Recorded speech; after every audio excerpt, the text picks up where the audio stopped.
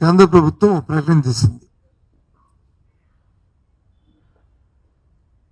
మనందరికీ సెంటిమెంట్తో కూడుకున్న అంశమైన విశాఖ ఉక్కు ఆంధ్ర హక్కు అనే నినాదం ఏదైతుందో దానికి సంబంధించిన విశాఖ ఉక్కు ఫ్యాక్టరీ గురించి ఏదైతే ఇప్పుడు సమస్య ఉందో ప్రైవేటైజేషన్ చేస్తారనే ఒక అంశం ఏదైతుందో ఆ నేపథ్యంలో ఆ ప్లాంట్కి కేంద్ర ప్రభుత్వం వచ్చి 11,000 కోట్ల రూపాయలు, సుమారు 11,000 కోట్ల రూపాయలని కేటాయింపు చేశాము, నిధులు ఇస్తున్నాము అనే అంశం వచ్చి తెర మీదకి వచ్చింది. కేంద్ర ప్రభుత్వం ప్రకటించింది. దానిపై పరిపరి అన్ని పార్టీల తాలూకా వారి అభిప్రాయాలు వరకు ఉన్నాయి, ఎవరి పార్టీ అభిప్రాయాలు వరకు ఉన్నాయి.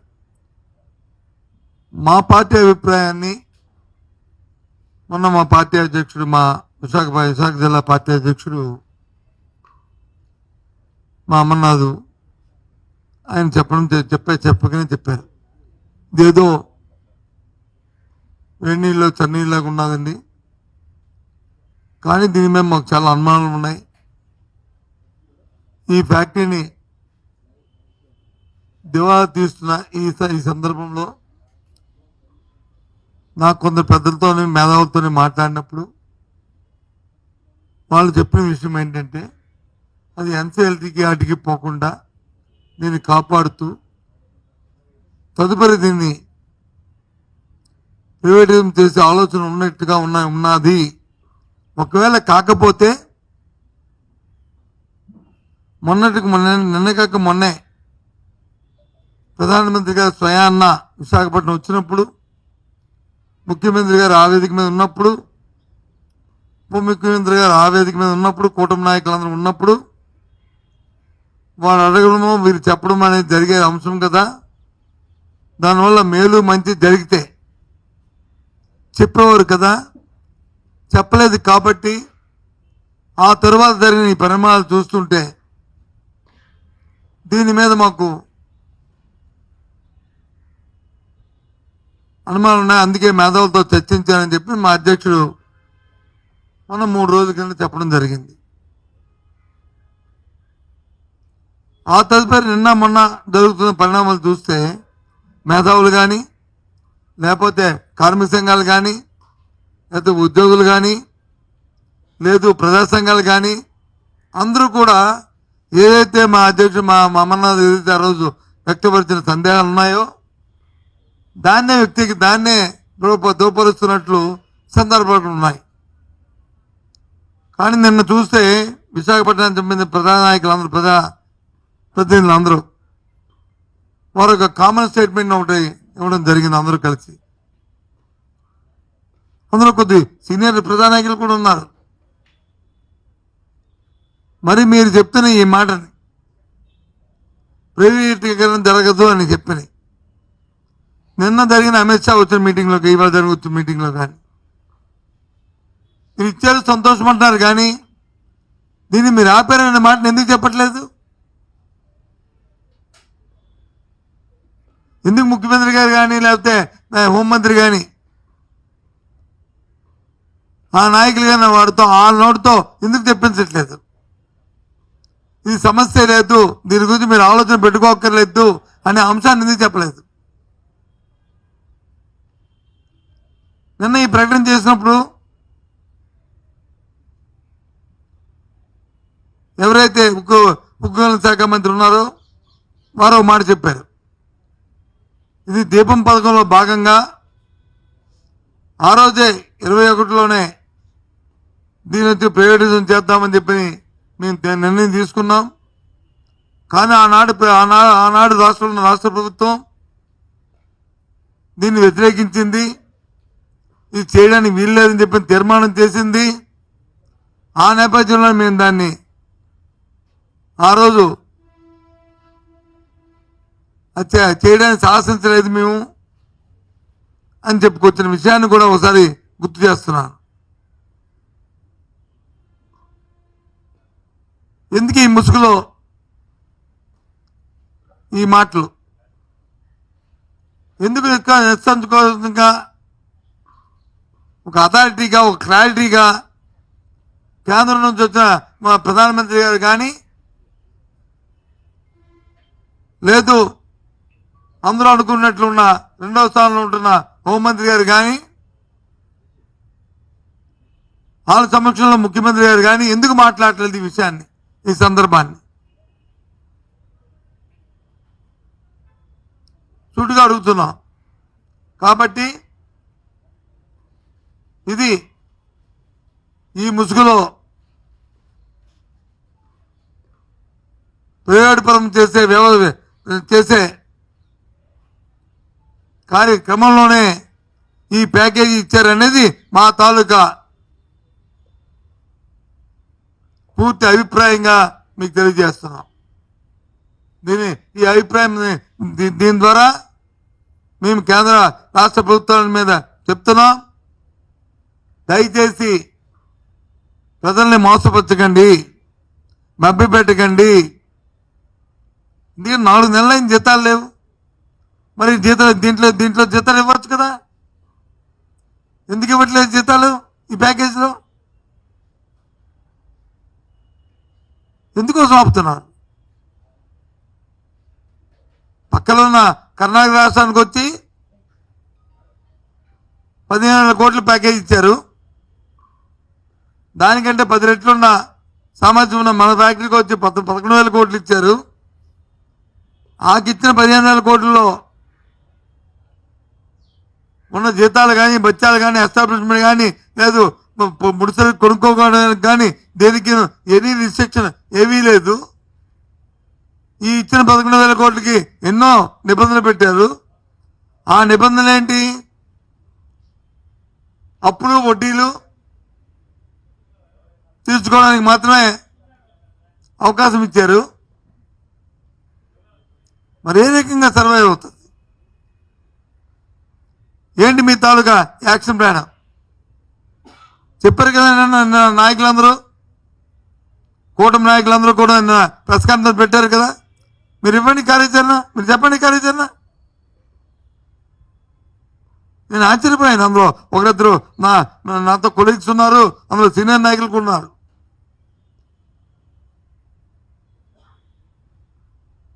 ఇంత క్లారిటీ లేని ఈ మాటలు దేనికి? అందుకే ఈరోజు మీ ముందుకు వచ్చాం. దీంట్లో ఏదో మతలబు ఉన్నది. ఇది పూర్తిగా ఏదైతే విశాఖ స్టీల్ ప్లాంట్, విశాఖ ఉక్కు, ఆంధ్ర ఉక్కు అనే నినాదం మీద ఉందో, మన సెంటిమెంట్స్ ఏవైతే ఉన్నాయో, ఈ ఉక్కు ఫ్యాక్టరీ మనుగడ కోసం ఈ ప్యాకేజీ కాదు.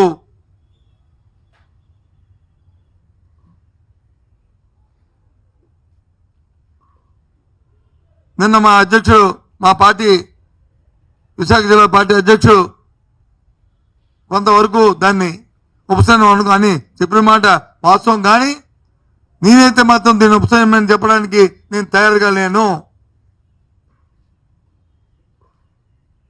ఇది ప్రలోభ పెట్టి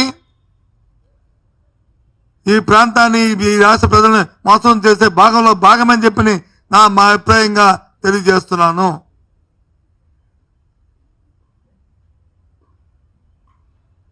ఇకపోతే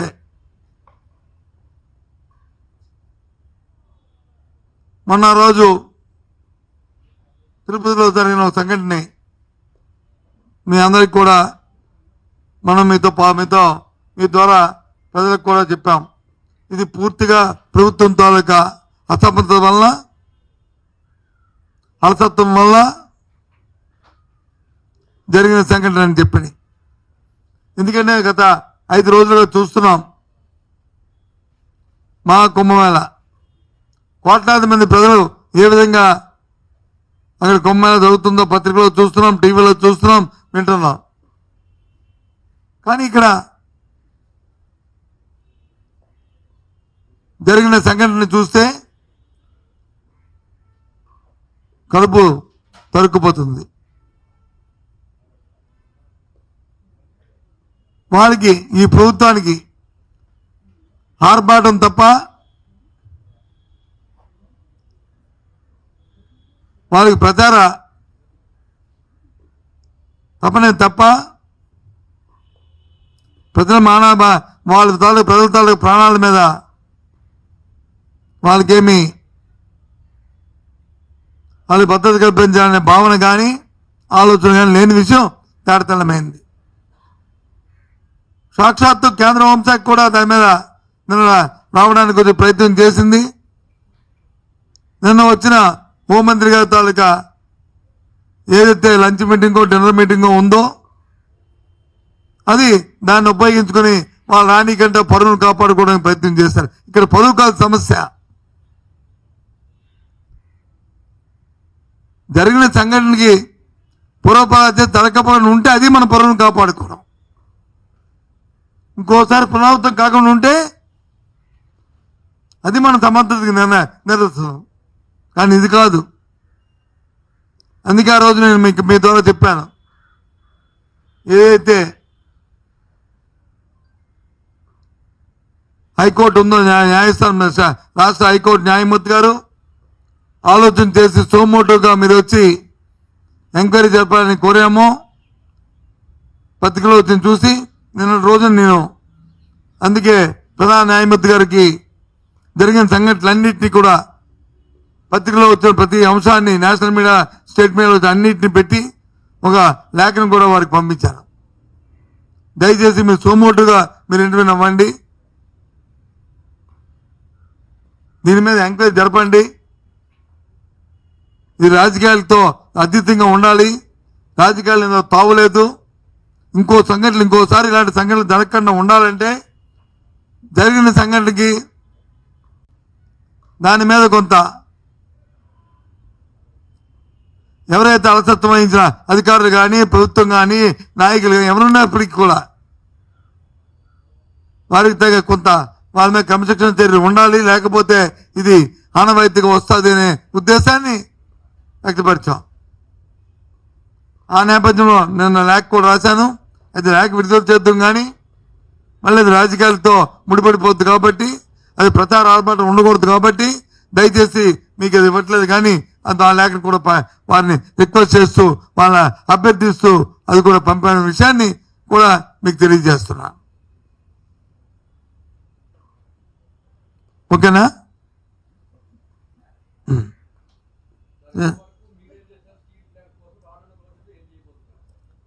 మళ్ళీ చెప్పమ్మా.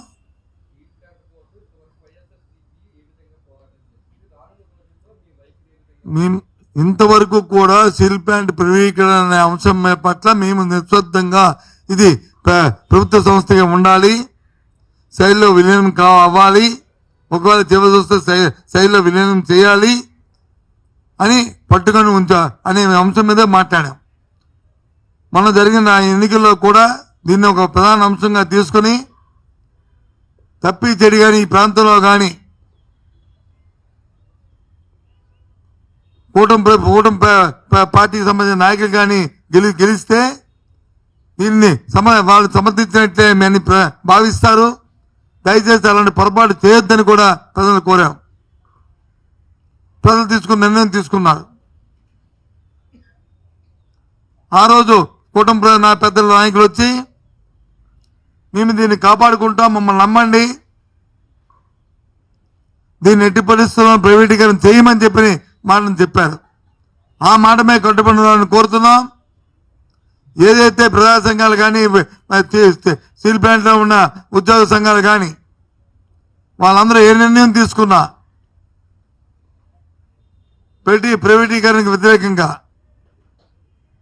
వాళ్ళతో పాటు మేము కూడా ఉద్యమం చేసి దీన్ని ఆపడమే ప్రధాన కర్తవ్యంగా విశాఖ ఉక్కు ఆంధ్ర హక్కుని ఏదైతే ఉందో ఆ నాణ్యని కాపాడుకోవడానికి మా పార్టీ ప్రయత్నం చేస్తుంది, ఎల్లవేళ కట్టుబడి ఉన్నాం అనే విషయాన్ని తెలియజేస్తున్నాం.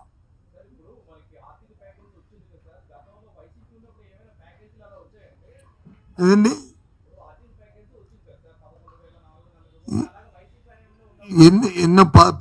ఎన్నో సందర్భాల్లో అర్థం వచ్చినప్పుడు ఫ్యాక్టరీ పెట్టిన దగ్గర నుంచి పలు అంశాల్లో దాన్ని కాపాడుకుంటూ వచ్చాం. సోమోటుగా తీసుకున్న నిర్ణయాన్ని ఎప్పుడు కూడా ప్రైవేటిజం నిర్ణయాన్ని మేము ఎప్పుడు కూడా సమర్థించదు, ఎప్పుడు వ్యతిరేకిస్తూనే వచ్చాం.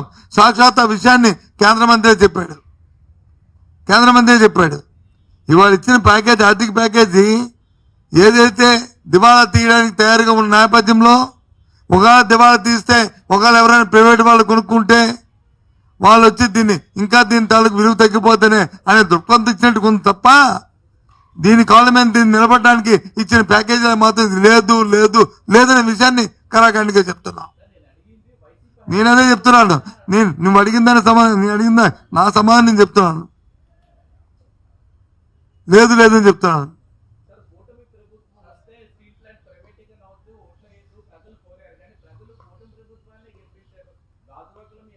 అందుకే చెప్తున్నాను కదా, అందుకే ఆ ప్రజలు మోసం చేయొద్దని కోరుతున్నాను. నేను అదేగా చెప్తుంది. మీ ప్రజలు 6 గ్యారెంటీలు కూడా నమ్మి కూడా ఓటేశారు, దానికి కూడా మోసపోతున్నారు. అలా మోసం చేయొద్దు దయచేసాను కదా. మా తాలూకా డిమాండ్ విద్యుత్ పెంచమని చెప్పారు, ఓటేశారు. 15,000 కోట్లు పెంచారు, పెంచొద్దని కదా మా డిమాండ్. అదే కదా మా డిమాండ్. ఏదైతే ప్రజలకు ఇచ్చిన ఎన్నికల ముందు ఇచ్చిన వాగ్దానాలు ఉన్నాయో, ఎన్నికల ప్రణాళికల్లో పెట్టిన మాటలు ఏవైతే ఉన్నాయో ఆ మాటలు కట్టుబడి ఉండాలి రాజకీయ పార్టీ అనేది కదా మా తాలూకా మా డిమాండ్. అదే కదా మేము చెప్తున్నాం. నువ్వు చెప్పింది నేను చెప్పింది ఒకటే బ్రదర్, ఏం తేడా లేదు. వాళ్ళకి పాప వాళ్ళకి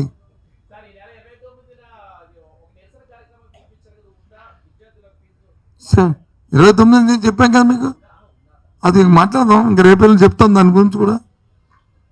ఫీజు రీయింబర్స్మెంట్ని విడుదల చేయాలి, విద్యార్థుల తరపున విడుదల చేయకపోతే విద్యార్థుల తరపున పోరాటం చేస్తామని చెప్పాం. చేస్తారని చూస్తాం. 29 లోపు చేస్తారని చూస్తాం. చేసిన తర్వాత అప్పుడు ఆలోచిద్దాం. ఇంకా దాంతోపాటు ఇంకా నీకు 15 ఉంది కదా అమ్మఒడి, అదే తల్లికి వందనమా, ఓకే సారీ, అది ఉంది కదా అని చూద్దాం.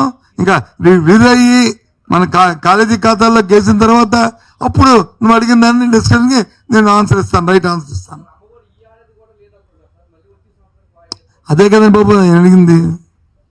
అవన్నీ దాని మీద అదొక సబ్జెక్ట్, దీంట్లో కలిపికండి.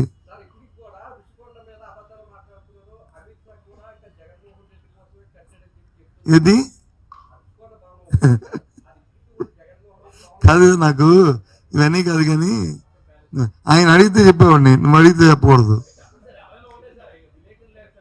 అందరూ ఒకటేనా? నీకు కూడా ఉందో దాంట్లో భాగం ఆ ప్రశ్నలో? ఆయన అడిగిన ప్రశ్నలో నీకు కూడా భాగం ఉందా? నీకు ఉందా? అయితే నువ్వు ఎండాస్ చేస్తున్నావా లేదని, ఆ బ్రదర్ చేస్తున్నా నువ్వు ఎండాస్ చేస్తున్నావా లేదని అడుగుతున్నావు. ఎండాస్ చేస్తే చెప్తాను. ఒక కేంద్ర హోంమంత్రి వచ్చారు, ఒక రాష్ట్ర ముఖ్యమంత్రి కూర్చున్నారు, దాని పక్కన ఒక ఉప ముఖ్యమంత్రి ఉన్నారు, ఆ పక్కన వచ్చి ఒక కేంద్ర సహాయ మంత్రులు ఉన్నారు. అందరూ ఉండి ఏం మాట్లాడారు? పేపర్లు ఏమొచ్చిందండి? మాజీ ముఖ్యమంత్రి గారు వచ్చి సొంత బిల్డింగ్లు ఎన్నో ఉన్నాయి, ఆయన ఎన్ని ఎకరాలు ఇల్లు కట్టుకున్నాడు, ఆయన రోజు ఏం భోజనం చేస్తాడు. ఈ పక్కన వచ్చి ఇదా ఇవన్నీ డిస్కషన్లు. ఏదైనా ఒక పెద్దలు వచ్చి 2 కలిశారంటే దాని మీద రాష్ట్రానికో దేశానికో ఒక సంప్రదించి ఒక మంచి కార్యక్రమం ఏమొస్తుందా, దాని నుంచి ఏది జరుగుతుంది అని చూస్తుంటాం. అది మానేసి ఆ ఇంటికి వచ్చి ఎన్ని బాత్రూమ్లు ఉన్నాయి, ఎన్ని బెడ్రూమ్లు ఉన్నాయి, ఇదా అండి డిస్కషను. దాన్ని వచ్చి పత్రికల్లో వచ్చి ప్రధాన అంశాలు ఇదా అండి, ఇదా చెప్పండి. ఇంకోటి అడిగారు మీరు, రుషికొండ భవనం అని. రుషికొండ భవనం అని చెప్పి ఆరో చెప్పాను, ప్రభుత్వ భవనం. ఎస్,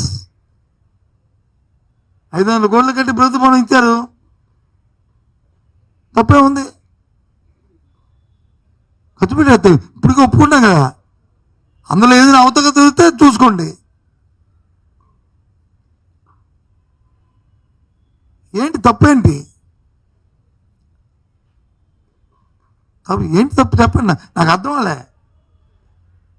ఇప్పుడు 170 ఇవాళ పేపర్లో చూశాను నేను, సిఎన్బిపి పేపర్కి వచ్చి ఓ 2 కోట్ల రూపాయలు ఇచ్చారు, ఆయన దోచుకొచ్చి రేపు ఉదయం కాఫీ తాగుతున్నారు, లేకపోతే ఇంకో దానికి ఎంతో ఇచ్చారు దానికి తాగుతున్నారు, గత ప్రభుత్వంలో కూడా ఇచ్చారు తాగుతున్నారు. అది రాష్ట్రాన్ని పబ్లిసిటీ అని మీ ఉద్దేశం. ప్రజలు వచ్చి సామాన్య ప్రజలు అనుకుంటారు ఇదేంటిది దోపరా ఖర్చులని వాళ్ళు అనుకుంటారు. ప్రభుత్వాల ఉద్దేశాలు వేరు, లక్ష్యాలు వేరు, ప్రజల ద్వారా ఆలోచన విధానాలు వేరు.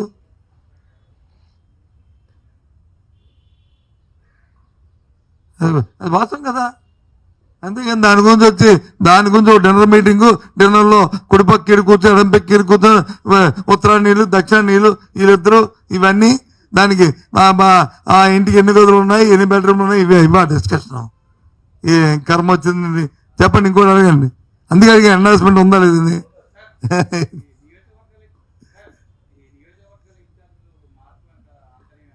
అంతరం ఎందుకు? రాజకీయ పార్టీలు ఆ పార్టీ ఆలోచన ప్రకారము వాళ్ళ తాలూకా దీని ప్రకారము ఆలోచన చేసుకుని చేస్తుంటే రాష్ట్రం వచ్చి ఒక యూనిట్ కదా. రాష్ట్రం మా తమిళనాడును తీసుకెడితేనే వరుస వాళ్ళు తీసుకొచ్చి ఎక్కడ పెడితే తప్పు, కానీ రాష్ట్రం ఒక యూనిట్ కాదా. ఇప్పుడు మన ఏ జిల్లాలో ఇప్పుడు మన దగ్గర ఉన్న కాదండి, మన దగ్గర ఉన్న కొంతమంది ఒకరిద్దరు ఎంపీలు ఉన్నారు, వాళ్ళు ఏ జిల్లా వాళ్ళు, వాళ్ళు ఏ జిల్లా వాళ్ళు, ఎంపీలు ఎమ్మెల్యేలు ఏ జిల్లా వాళ్ళు, వాళ్ళు ఓటు ఎక్కడ, మా తాలూకా పుట్టిన తేదీలు ఎక్కడ ఉన్నాయి, వాళ్ళ ఇల్లు ఎక్కడ ఉంది, వాకిళ్ళు ఎక్కడ ఉన్నాయి, ఎక్కడ ఉన్నాయి, 100 కిలోమీటర్లు ఉన్నాయి. ఏమీ ఇవ్వండి సార్, నువ్వే ఒకసారి ఆలోచించుకొని అడిగితే బాగుంది క్వశ్చన్. అందుకే నువ్వు అడిగేటప్పుడు చెప్పాను, వాళ్ళ ఉద్దేశంలో రాష్ట్రం నుంచి యూనిట్, మరి మా ఉద్దేశంలో కాదా?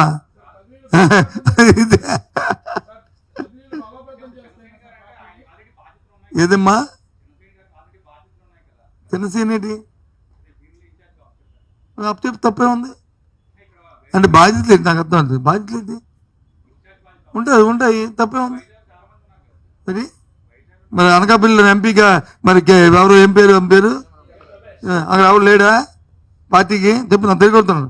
నువ్వు ఒప్పుకుంటాను. నువ్వు చెప్పు, నువ్వు మరి అంతే అయిపోయి ఇంక దాని గురించి మాట ఎందుకు? అలాగా ఏంటి? రేపు తెలుసా? ఇప్పుడు ఆమోదిస్తారు లేదా? రేపు తెలుస్తుందా? ఆమోదించడం అనేది ఎన్ని అయిన తెలుస్తుంది. కంటిన్యూ చేయడం ఇంకా తీసేయడానికి ఇస్తారు ఏంటి? కంటిన్యూ చేయడం ఇంకా తీసేయడానికి వేస్తారా ఏంటిది? నువ్వు అడిగే క్వశ్చన్కి అది మీ క్లారిటీ లేదు, నా క్లారిటీ ఉంది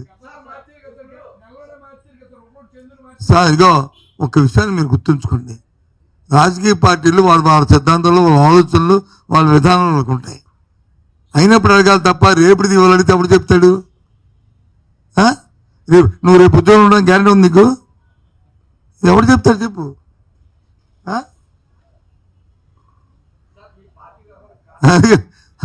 పార్టీ వాళ్ళకి అమ్మా ఏంటిది? ఏమన్నా మీరు మాకు అవన్నీ అప్రస్తుతం. ఎవరికి ఇవాళ తెలుగుదేశం కూటమి ప్రభుత్వం అధికారం ఉంది, ఎవరికి డిప్యూటీ చీఫ్ మినిస్టర్ మాకెందుకు, ఎవరికి ఇంకో పోర్ట్ఫోలియో ఇస్తే మాకెందుకు, ఎవరికి ఇంకోటి వాళ్ళు ఇచ్చిన డిప్యూటీ చీఫ్ మినిస్టర్ కానీ ఇచ్చిన పోర్ట్ఫోలియో ఉన్న మంత్రులు కానీ వాళ్ళు సక్రమంగా పనిచేస్తారా లేదా, ఒకవేళ ఎక్కడైనా ఇబ్బందులు జరిగితే ఇప్పుడు మన రాష్ట్రంలో విద్యా విధానంలోనే ఇంగ్లీష్ మీడియం గురించి వచ్చింది. ఇంగ్లీష్ మీడియం కాదన్నారు. ఇంగ్లీష్ మీడియం వల్ల నష్టమని నా పిల్లలు మాత్రం ఇంగ్లీష్ మీడియం చదవచ్చు, పేదవాడి పిల్లలు మాత్రం ఇంగ్లీష్ మీడియం చదవకూడదు. ఇదేం ధర్మం అండి? దాన్నే మేము మాట్లాడతాం తప్ప ఎవరో XYZ ఎవరున్నా ఒకటే. వాళ్ళ గురించి తప్పు కదా, అది పార్టీ వాళ్ళ ఇష్టం, వాళ్ళు ఎవరికేం పెట్టుకుంటారో మా విధానాల మీద మాట్లాడుతాం అందుకని తప్ప వాళ్ళ తాలూకా అంతర్గత విషయాలు మాకు అనవసరం కదా. అది మాది కావాలి కాబట్టి జగన్మోహన్ రెడ్డి ఎన్ని బెడ్రూమ్లు ఉన్నాయి, ఎన్ని గదులు ఉన్నాయి కానీ మాకెందుకు? మాకు అవసరం లే. మేము ఇచ్చాం తప్పే ఉంది. మా మీద ఉన్నది. ఇప్పుడు వాళ్ళు 2 ఇస్తారో 3 ఇస్తారో 1 ఇస్తారో మేము ఎప్పుడైనా విషయం ఇస్తాం, మీరు అడుగుతున్నారు కానీ నేనైతే మాత్రం దాంట్లో నాకు వ్యక్తిగతంగా నాకు చాలా క్లారిటీ ఉంది.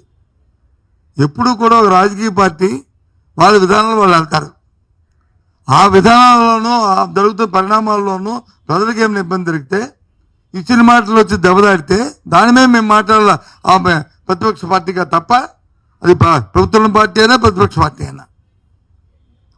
ఇంకా మిగతా విషయాలు మాట్లాడే మాకు ఎవరికి రైట్ లేదు.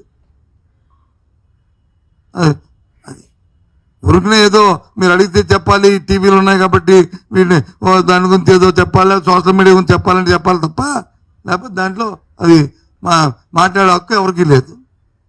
వాళ్ళ ఇష్టం, వాళ్ళు ఇచ్చుకుంటారు. ఇంకేంటి అయిపోయింది. నువ్వు లేట్ వచ్చావు. మళ్ళీ చెప్తున్నాను, స్టీల్ ప్లాంట్ అనేది విశాఖ ఉక్కు, ఆంధ్రుల హక్కు. దాన్ని కాపాడుకోవడమే అందరి తాలూకా ధ్యేయం. దాని మనుగడే అందరి తాలూకా మనుగడ, ముఖ్యంగా ఈ ప్రాంతానికి మనుగడ రాష్ట్రంతో పాటు. కాబట్టి దాంట్లో ఏ విధమైన లోపాకారి ఒప్పందాలు, లోపాకారి ఏది జరిగినా సరే వైఎస్ఆర్సీ పార్టీ మాత్రం ఎదురిస్తూ ఎప్పుడు దాన్ని కాపాడుకోవడానికి ప్రయత్నం చేస్తామనే విషయాన్ని ఈ సందర్భంగా తెలియజేస్తున్నాం.